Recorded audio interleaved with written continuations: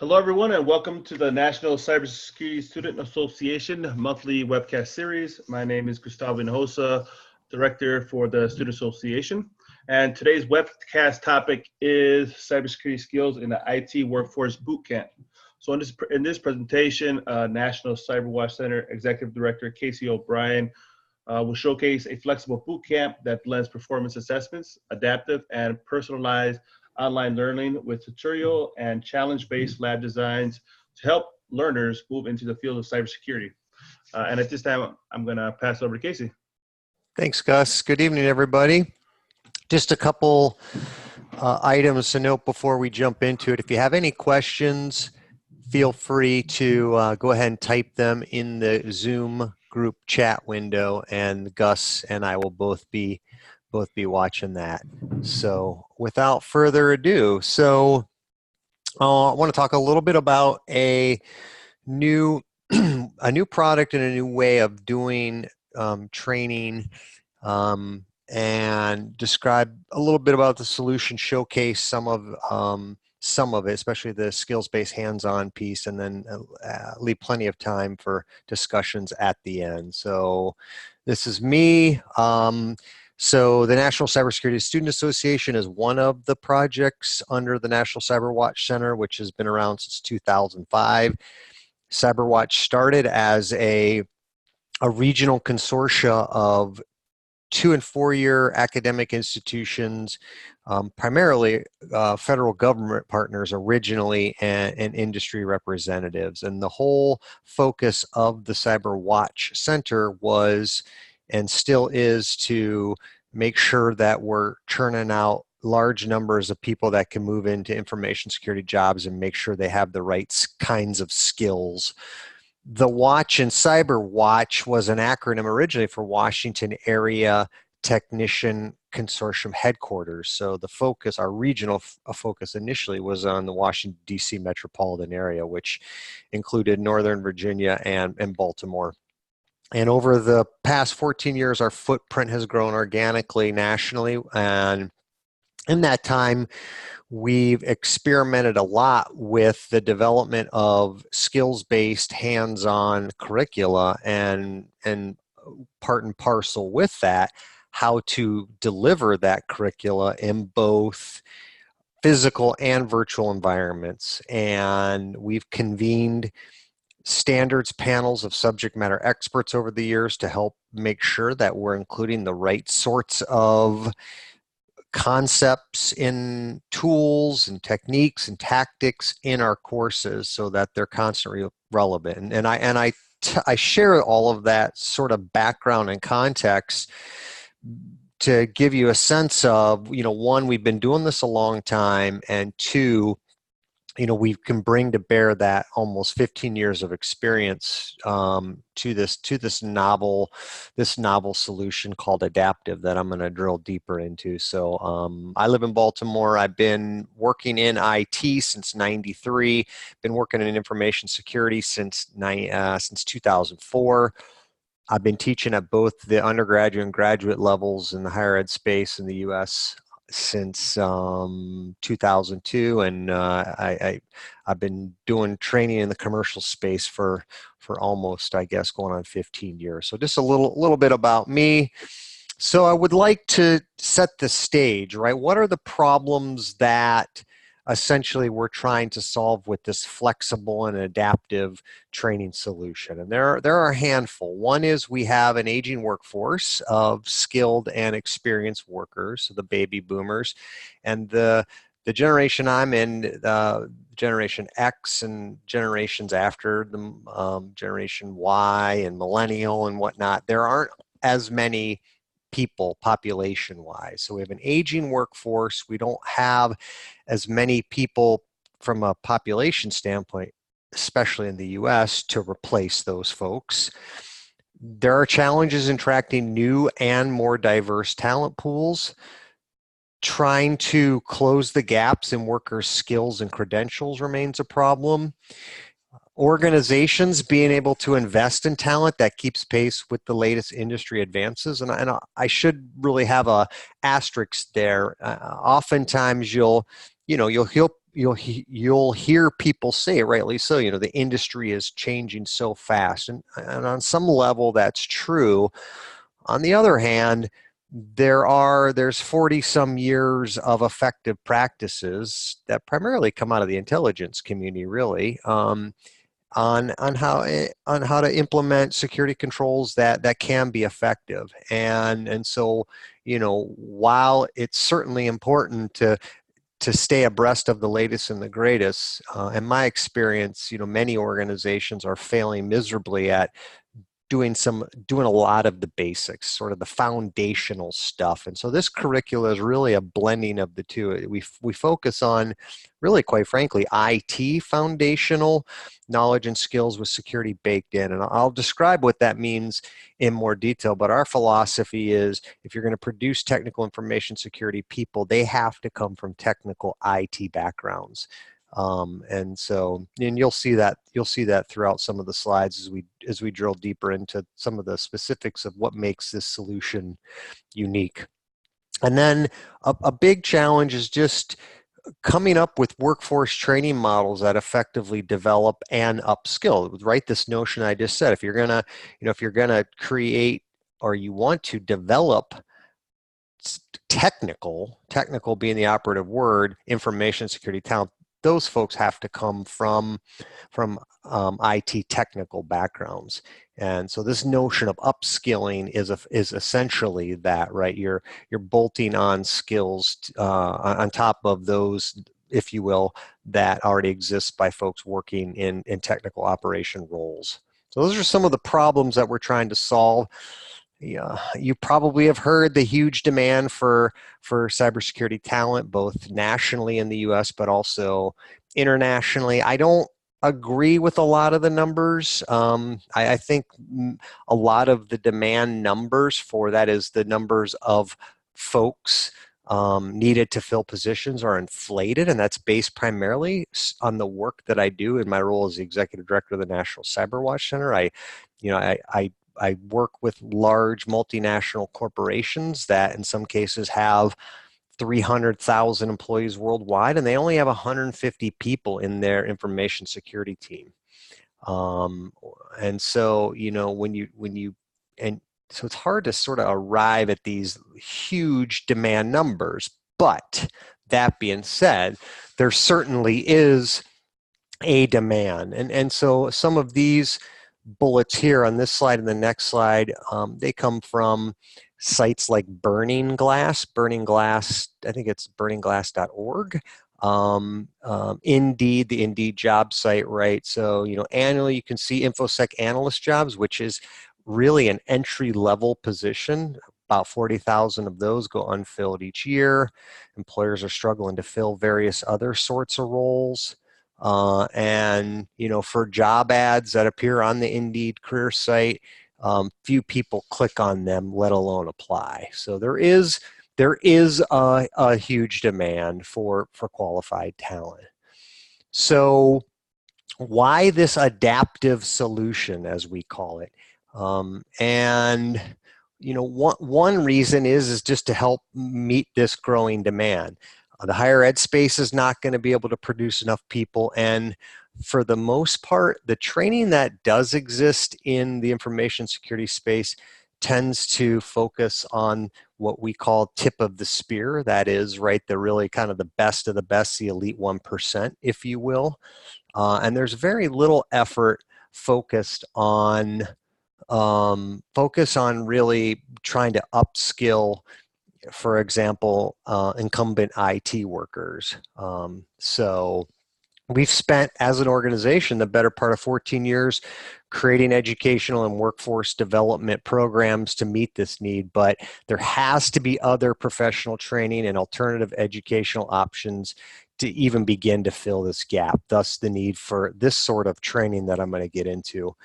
We've taken a partnered approach. These are just a handful of the partners. Allegro provides our sales and distribution, if you will. They'd be your first point of contact. And in fact, at the end of the presentation, if you're interested in getting more information about the courses and perhaps even thinking about signing up for yourself, they'll be your first point of contact. I'm going to demo one piece of the solution, which is the private cloud-based hosted lab solution that we've partnered with InfoSec Learning on. And you'll see a little bit of that solution in action. That's born out of close to 15 years of building our own web-based lab solutions, of having bare metal racks of gear and dedicated internet connections to vendor solutions. And so we've taken that almost 15 years of experience of delivering hands-on information security, skills-based information security content, and put it into the solution. OnPoint Digital is our learning management system. That's in effect the portal. That's where you go as the learner, or the manager of folks who are taking this training. And that's where, if you will, your customized sort of core shell is, and that's where you access the instructional material, and that's where you demonstrate mastery of concepts. And then VivoWorks is it's my colleague Dr. David Tobey's company, and he's really sort of the brainchild behind the assessment piece of this, which is a critical piece. So partnered approach allows us to leverage the strengths of each of the partners. So our solution, there's a couple aspects of this, and the main one I want to focus on here is just who is the target audience for this sort of solution. The first target audience is IT workforce, and the strategy is essentially to upskill incumbent workers. Incumbent workers meaning folks that are working in IT operation roles in organizations. And there are a handful of work roles we think lend themselves to being upskilled, primarily folks in sort of networking / system administration / programming, those three work roles. Well, why focus this solution on those three work roles? Well, there's a couple answers to that question. So the first reason is there are roughly 7 million plus IT workers in the United States. Of that 7 million plus, about 1 million plus are folks that are working in networking, system administration / programming work roles. So there's a large number of folks in those positions, one. Two, those folks already have really good knowledge and skills that lend themselves to an upskilling type program. And in fact, by the nature of their work, they're already doing security related stuff. They may be responsible for patching systems. They may be responsible for implementing some sort of identity and authentication management solution. They may be responsible for endpoint solutions, so endpoint protection solutions. They certainly are going to be responsible for log file analysis and looking for indicators perhaps of compromise or anomalies in log files from various systems, on. And the third main reason we're focusing this solution primarily on incumbent IT workers in those three work roles is that there are natural pathways in information security for those folks to move into. So once they become upskilled, right, once we start bolting on security on top of the stuff they already know and are doing, there are natural career pathways for them to move into. So those are the reasons that we're primarily targeting the solution at folks in those three work roles. But there is also a separate, if you will, target audience for the solution. And this may be some of the folks that have joined this webcast tonight, and that is folks who are what we call entrant workers, right? These are either career changers, people who have, say, a baccalaureate or an associate's degree in a different discipline. They may even be entry-level IT workers. They may be folks doing help desk or IT administration, right? Hardware support, something like that. We call those entrant workers, and we have a whole system that's part of this solution that can bring those folks through this training program. And not only are they developing the foundational IT tactics and techniques and practices, but they're getting security baked in along the way. And so, as for an example, as incumbent workers within an organization, say, get upskilled through our training program and start moving into specialized information security roles, we can backfill those vacated positions with folks like, I'm guessing many of you on this call, what we call entrant workers. So the course format generally looks like this, but I'm going to do a deeper dive. It's usually 10 weeks per course. That can certainly be accelerated depending on the knowledge and skills of the learner, especially if they're already working in the field, and we've got a way to assess the learner, not only their readiness to engage with the course, what we call a readiness assessment, but then demonstrating mastery of concepts and applying those concepts in a hands-on way throughout the course. And so, it's quite possible, that many incumbent workers, for example, could finish a 10-week course in much less time. It's kind of like you buy, if you buy a textbook for a class and, you already know, if there's 15 chapters and you already know 5 of those chapters, well, then, you only have to focus on the other 10. So I'm going to talk about what's really meant by adaptive learning. Certainly it's skills-based, and there is a strong tutoring network to support the learners throughout. So as always, if you have any questions, go ahead and post them in the Zoom group chat window. So, I mentioned our sort of trajectory as an organization, and some of that's built into the course benefits. Things like, we have experienced educators, folks that have been doing this a long time, folks that not only know how to teach, but they actually do the work in the real world. We can deliver this course in a hybrid format, which means, essentially most of the work can be done online, but we do provide locations nationally through our academic and business partners for folks to come face to face then to get some face-to-face tutoring if they want. We also certainly can do tutoring or mentoring virtually. It's extremely hands-on. We have an immersive learning environment, and not only can we personalize the learning, but we can personalize the support, right? We can provide this sort of support to help make sure that the learner is going to be successful. So how many successfully completed this course on campus and online call-in? Well, we're just rolling out this new format. So right now, most of the folks that have been taking it do so virtually.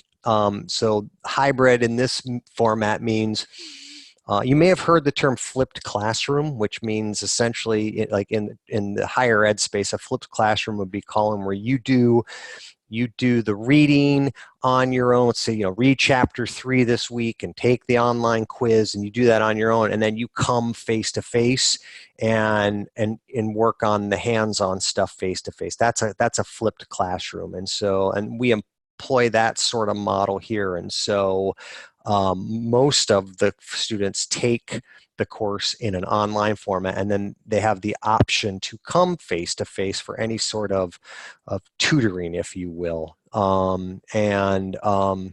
we also can provide that same tutoring experience virtually. So thanks for your question. So competency-based mastery learning curricula. This is really sort of the meat of our philosophy and what separates this solution from every solution really that you see in the marketplace. So most of the training that exists in the commercial space is of the following variety. You come to either 1, 3, 5-day boot camp formats, usually face-to-face, usually large numbers of students in a large metropolitan area. And then, essentially it's what we call the sage on the stage. It's a subject matter expert delivering the content. There may or may not be a hands-on component. There may or may not, the courseware may or may not be tied to a professional certification, and essentially everybody gets all of the same material regardless of their backgrounds, regardless of the sorts of work roles that they have, regardless of the kind of work they're doing, regardless if they need that information or not. And at the end of the training, hopefully the learners can take a couple of pieces of information, nuggets, if you will, away and implement that in their work environments. And that's that mimics sort of the way classes are taught in our education system. And that sort of model is really designed as a way to weed people out. And given that we've got an aging population of skilled workers, and the next few generations coming up behind don't have the same numbers, the fact that we have a huge demand for qualified talent, we need to really stop reducing the number of the qualified, and we need to think about beginning to increase the numbers of the capable. And so you'll hear me use a couple terms throughout. Capability maturity is one of those terms, right? How can we effectively assess somebody's how capable they are at doing something, and then speed up what do I want to say? And essentially give them additional knowledge and skills and increase the pace at which they can acquire and demonstrate mastery of those knowledge and skills. So we call our curricula, if you will, a competency-based mastery learning curricula. If you've ever heard of the Khan Academy, Khan, Sal Khan, that's essentially the largest, if you will, schoolhouse in the world. And Sal Khan, he started his academy really informally. He was an MIT graduate, very good in mathematics, was a day trader, and his niece was having difficulty with some sort of a math class, and he started tutoring her, and then he started tutoring her friends, and then he started making videos, and fast forward, now he's got the largest schoolhouse in the world. And Sal Khan sort of stumbled on these approaches that he felt were effective, and turns out that he had a really good sense for the sorts of things that lend themselves to people really retaining concepts and being successful. And one of those ideas is this idea of mastery learning, this idea that there are certain concepts that absolutely have to be mastered, and in an appropriate order, before you can master other concepts. And and how you position or how you arrange those concepts is, for a learner, is called the learner's learning path. And the competency-based part of our solution is really just a focus on folks being their capability, if you will. And so combined together, you end up with this sort of unique approach to essentially increasing the maturity of folks' capabilities pretty quickly. And we call our solution adaptive. And adaptive is an acronym for assessment-driven, accelerated performance training for individualized virtual education. I want to talk a little bit about each of the letters in this acronym and show some examples and talk about why it's important and how these terms lend themselves to the solution, the philosophy, and then show you some examples where I can, either some screenshots, or in some cases I'll do a live demo. All right, so assessments. You might be, as a learner, you might be screaming, oh my gosh, assessments, but these assessments are different. We're focused, first of all, on competency, which is the capability to perform determined by a learner's combination of their knowledge, skills, and ability. And so the kinds of assessments that we design are called formative assessments, and they're really designed to detail the areas of strengths and weaknesses of the learner. And we continually apply these, and they're forward-looking insofar as they help guide the next learning path. And we base them on things like predictive analyses, like we base them on job performance. This is in contrast to most of the assessments. If you've ever done a professional certification, if you've ever taken a class and had to do a quiz or an exam, those sorts of assessments are called summative, and they're usually applied one time, and they're backwards looking.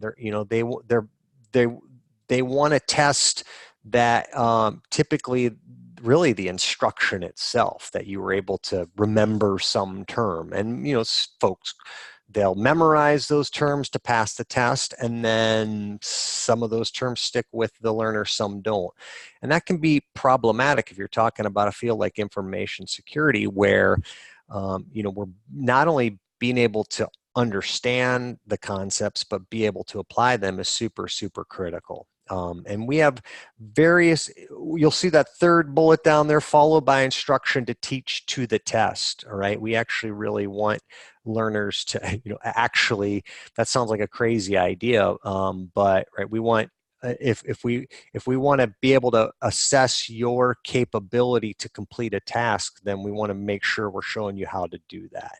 And we have various sorts of assessments that we've developed. And they take a different approach. They focus on what was misunderstood, misconceived, or misapplied. And right, so the idea here is that real learning takes place when a learner when they misunderstand, they misconceive, or they misapply some sort of a concept, right? If you already know the concepts and you've demonstrated mastery of that concept, then there's no point in wasting your time and making you relearn that or sit through a class with a bunch of other people who may or may not that concept.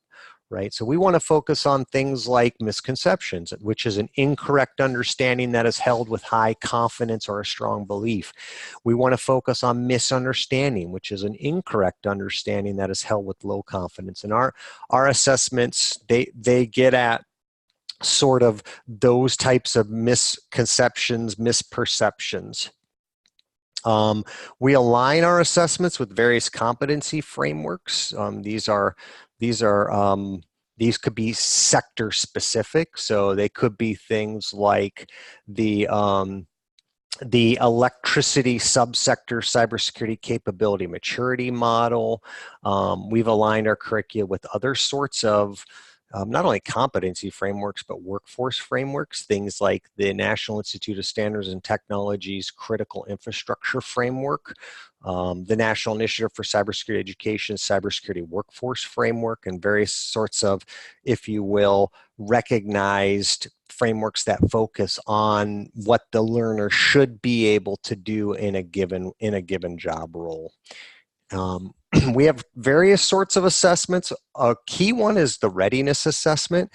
And here's a screenshot of one. The readiness assessment allows us to, it's sort of like a way for us, it's like a placement test, if you will. If you've ever gone and, taken a placement test at an institution of higher education for math or English, right? They want to essentially find out,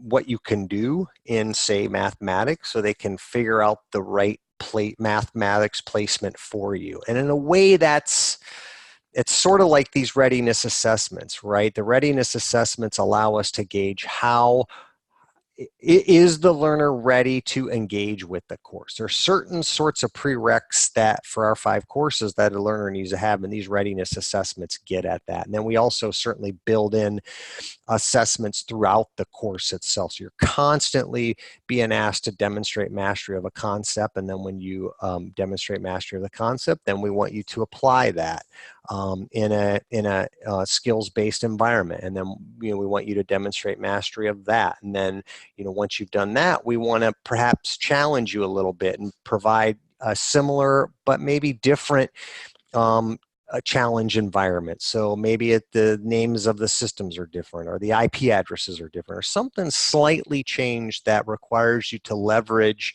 the previous knowledge and skills you were developing in a unique way. So that's the AD part. So of adaptive. The second A is for accelerated. So how can we accelerate the learning? Well, one is we focus on one, your readiness for instructional material. So we can accelerate, say, it may not take you 10 weeks to complete a course because in your initial assessment, your readiness assessment to engage with a course, you already know a lot of stuff, right? You already have you've already demonstrated mastery of some of the prerequisite knowledge and skills, right? And so that's one way by which we can accelerate the learning, is by just focusing on that material that you need, nothing more, nothing less. And so that not only accelerates how quickly you can get through the course, but it also deepens the comprehension or transfer of the instructional material. And here's a bit of a convoluted diagram that shows sort of how we do that. We can start on the left with some assessments, and then we give you various sorts of instructional content that focuses on really the knowledge aspects, if you will. And again, assessing you throughout, assessing often, and looking for misunderstandings or misperceptions. And then, once you've demonstrated mastery of concepts, then we can put you in the right circle into our skills range labs, or skills-based, I should say, labs or ranges, where you do various sorts of hands-on lab exercises. So tutorial-based labs, which are your traditional sort of step-by-step, click on this, type this, look at this, do this, versus challenge labs, which is we're gonna put you in a similar environment to the tutorial lab environment, but we're not going to give you any instructions on how to complete the task. And we want you to use the knowledge and skills you're building in a concept to complete the challenge. And at the end, we can produce, in the bottom right, we can produce a number of different credentials. So we can, of course, we issue digital badges at specific levels. So digital badges for, let's say that one of the domains in the Information Security Fundamentals course is cryptography. Let's say there are 100 concepts that have to be mastered, and those concepts are sequenced in such a way that you have beginner level concepts, and then you have intermediate concepts that build on the beginner, and then you have more advanced concepts that build on the intermediate concepts. And we sequence those appropriately. And when you've demonstrated mastery of, say, 90% of the cryptography domain concepts, then you can earn a cryptography digital badge. And it's issued by CyberWatch, and it can be verified by an employer or potential employer, and it says it says that you've demonstrated mastery of the following concepts and you've been able to apply them in a novel way. But we also can produce what we've called in the past a scouting report, which is really, it's essentially a performance-based certification. It's really one of the first in the marketplace in the world. Most of the professional certifications, especially in the IT and information security space, they're knowledge-based certifications, right? They're multiple guess and true false. There may be some vendors are experimenting with quote unquote performance-based aspects, but they typically tend to be drag and drop exercises. They want you to put in the correct order the steps for applying a patch or something like that. But generally those certifications they're knowledge-based, and while they're important and relevant in today's marketplace, they don't tell an employer, either your current employer or potential employer, that you can actually do anything. And our readiness reports, our performance-based certifications, they do that, right? They are essentially a report that shows strengths and weaknesses across a range of competencies. And those are worth their weight in gold. That's essentially what most employers are looking for. Is there's some third-party validation that not only do you know what you're talking about, but that you actually can do it too. So the P in adaptive is for personalize. We can personalize the educational experience through what are called either personalized or individualized development plans, right? So we can essentially give you sorts of assessments either before you engage with the course primarily to then personalize your learning path. So to create, if you will, a custom course for you. Since everything is digitized, right, we can take the results of your readiness assessment to engage with the course and then pick and choose the instructional components and the lab components and the assessment questions, package that on the fly, make available in our learning management system, and then that's specifically geared for you, and then you work through that material, and that learning path is constantly changing as you continually work through the material and continue to demonstrate mastery of the concepts, for example. So. And this is essentially, what I just said. Here's an example of a screenshot from our learning management system, right? And this is Adam. I think he was I think he was some sort of an infrastructure support engineer. And Adam took our initial assessment. In this case, the assessment was tied to the things he was supposed to do for his job. And you see on the bottom, the recommended for me, that is essentially his personalized development plan. And it only includes those things that Adam demonstrated in his initial assessment that he needed to work on. And so Adam can click on any one of these concepts, so advanced network, for example, and you notice there's some link for Adam's manager to go in and see his progress. Adam to see his own development. He can go back and see his how he did in his various assessments on the left there. And then he can get access to the instructional material. All right, and then he can start working through the instructional material. In a couple of slides, I'm going to show you sort of the range of what the instructional materials look like. So this individualized or personalized development plan is a customized learning path for each learner, and it's made available through our learning management system, LMS.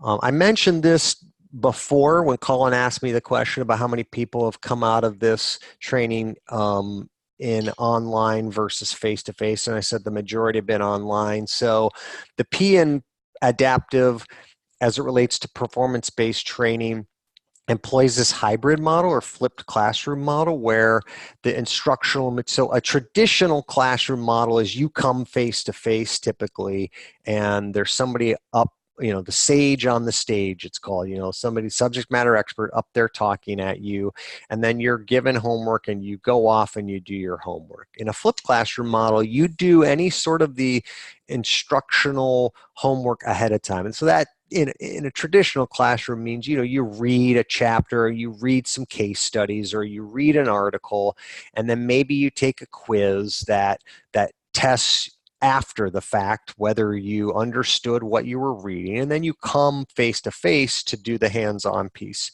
In our flipped classroom, essentially everything is online, and then the learner can come to various locations, where they can get some face-to-face tutoring, if you will, for problems that they're having. We also have a large tutor network through the National CyberWatch Center, and folks can provide that same tutoring virtually. We can do a screen share, much like I'm doing right now. We can set up a Zoom invite, and then the learner can come at a prescribed day and time, and a subject matter expert through our network then can help the learner to overcome sort of any hurdles they're having. And because we're assessing often, because we want learners to demonstrate mastery the system can tell if a learner is having challenges. You know, if because of the metrics, you know, if X percentage of the learners are completing a module in,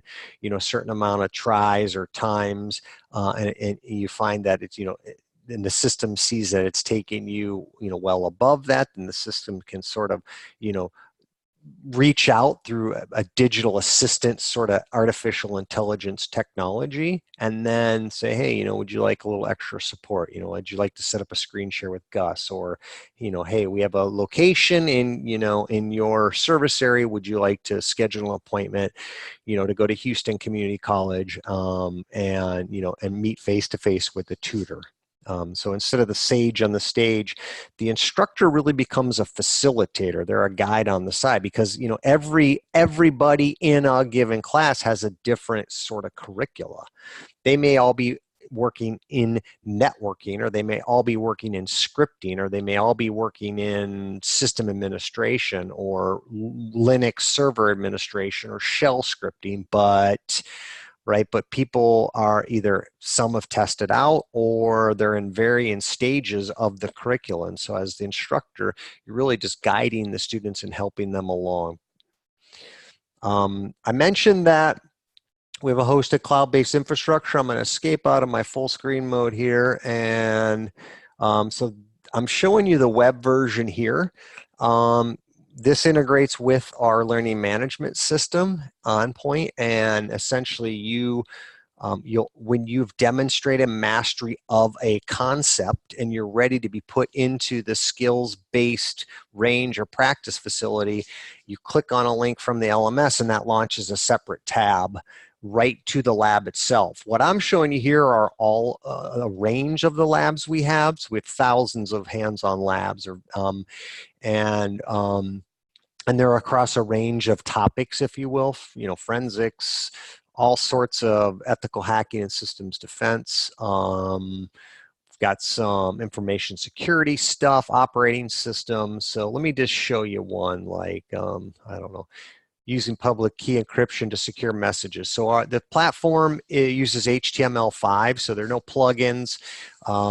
Everything, you have to have an HTML5 browser, Chrome preferred, but it really works. I mean, I've used it in Opera and Firefox and Safari.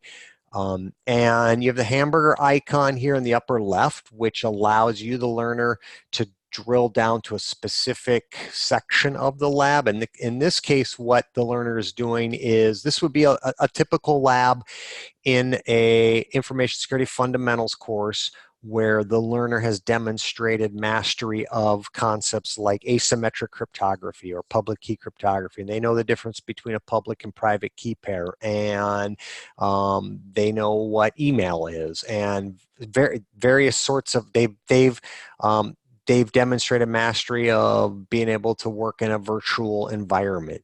So all the concepts that the learner needs to be successful to complete this lab, they've demonstrated mastery of. And in this case, if there are any sort of professional certification exam objectives that this lab maps to, we call that out because, you know, in addition to our digital badges and our performance-based certification, these courses do prepare students for those industry-recognized knowledge-based certifications, be it the EC Council Certified Ethical Hacker or a CompTIA Network Plus or Linux Plus or Security Plus, or perhaps maybe a Microsoft Certified Professional Exam. Any of the tools, key terms, tools you're going to use. And then essentially on the left here is, I'm going to start the environment on the right, is the step-by-step instruction. So this is an example of a tutorial-based lab. And in this specific lab, the learner is going to create a public and private key pair, and then they're going to use, so the learner is going to essentially play the role of two individuals that want to send secure email to each other. And so they both will generate a public and private key pair, and then you, as the learner playing both these roles, have to figure out which is the appropriate key used to encrypt the contents of an email to the other quote unquote person, the other role you're playing, and then you switch roles and decrypt that. On the right here are the virtual machines, and the topology on the right changes depending on the lab on the left. So we have all sorts of topologies, and the labs are really, really good. You know, we don't simulate anything. So these are full-fledged systems, right? Running full-fledged OSs and tools and any sort of artifacts needed by the learner to complete the lab. It may be if it's some sort of log file analysis, then the log files. If you're doing some traffic analysis, then the trace files or the packet captures, or if it's a system set up to be insecure on purpose, then that system's already been configured to be insecure on purpose. And again, these topologies on the right change depending on the lab on the left. And there are thousands of these labs available. So I just showed you one there. I could show you. Let me find a hacking one real quick. Everybody seems to love hacking. Even that's such a niche. Being a pen tester is such a niche job. It seems to be the sexy part of information security. It's hard to talk and think and see what I'm looking for. Crafting and deploying malware. So you notice that topology totally different. In this case, in the bottom, you have an attacker system on a public IP space. It happens to be the IP space of North Korea. By the way, this environment is totally sandbox, so there's no outbound. Everything is confined to this environment. So we can use public IP addresses to mimic an attacker, say from North Korea. In this case, trying to social engineer a system on an internal non-routable private network up top there, .10 and .130, get them to click on a link,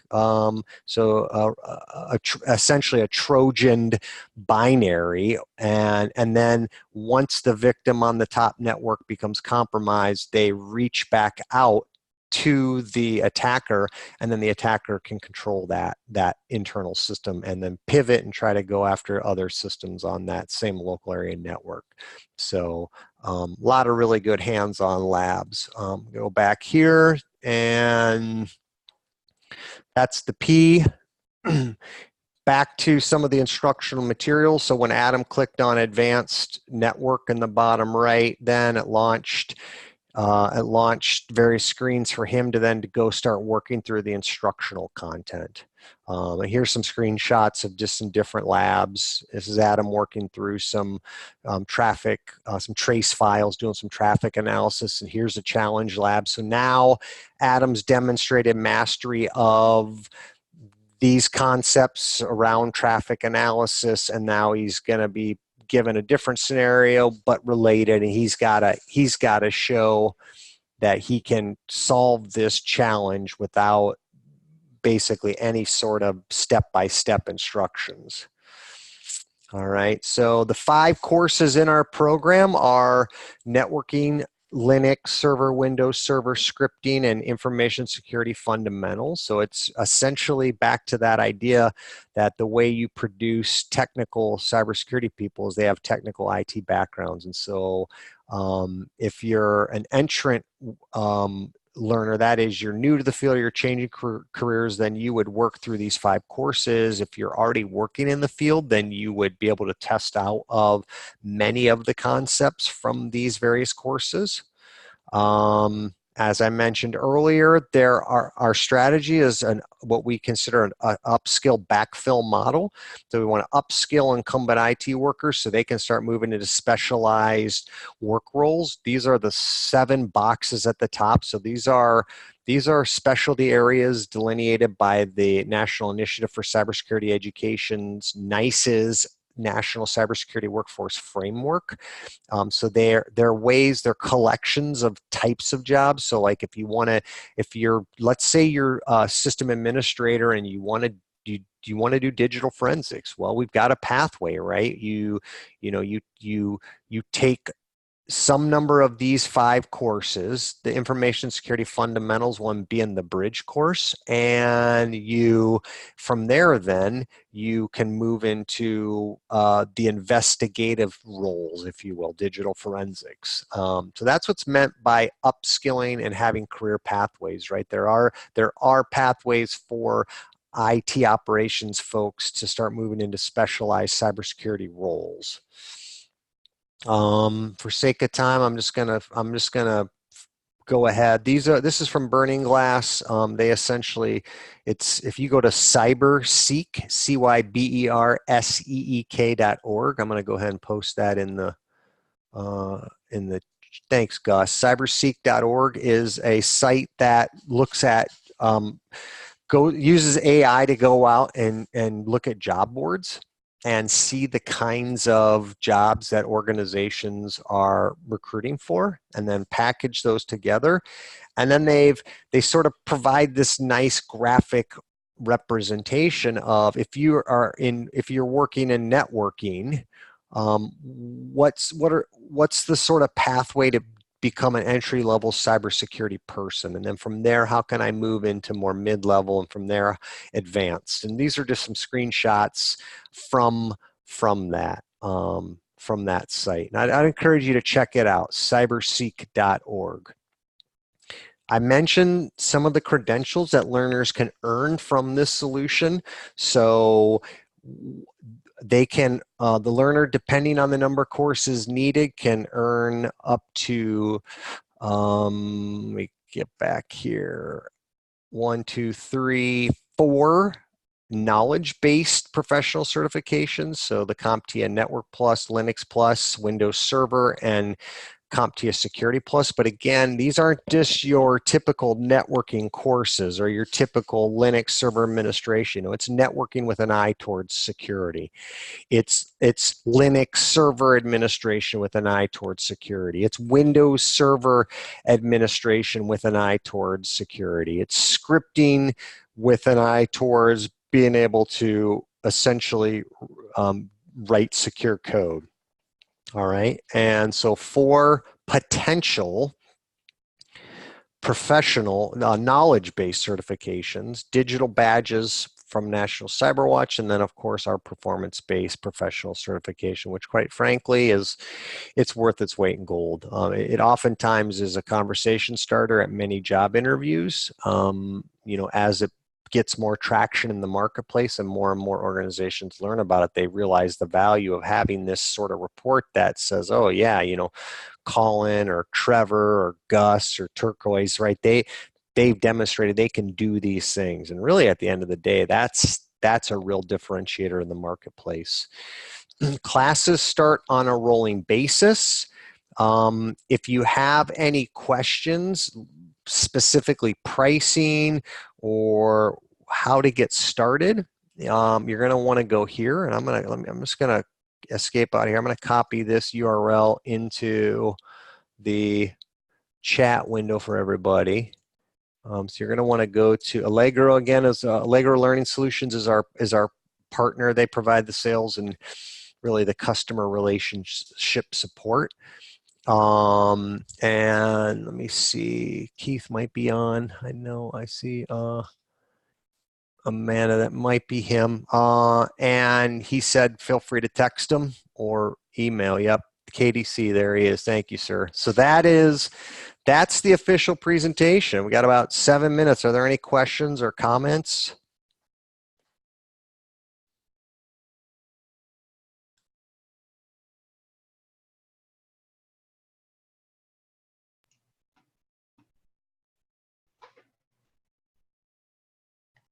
Anyone? You can just type them in the chat box.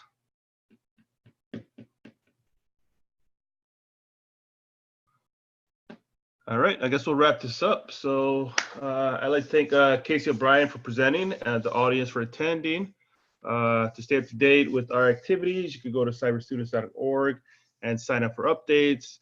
And we're also going to be posting this recorded video on our YouTube page, National Cybersecurity Student Association. Thanks for joining, everyone.